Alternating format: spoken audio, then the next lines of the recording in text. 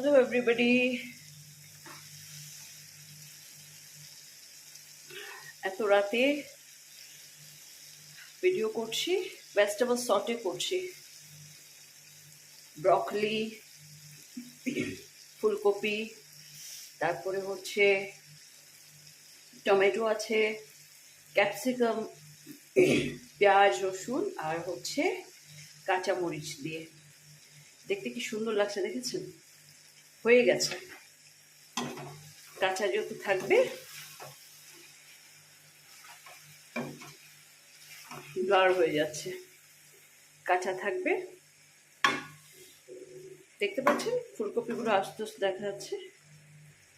Broccoli broccoli বাইরে গিয়েছিলাম তো, ব্রকলি নিয়ে এসেছিলাম। ব্রকলি আর ব্রকলি না, ব্রকলি কেনা ছিল, একটু হলদেটে হয়ে গেছে, গতকালকে কেনা ছিল। আর হচ্ছে ক্যাপসিকাম আজকে নিয়ে এসেছি, তো সাথে সাথে বানিয়েছি।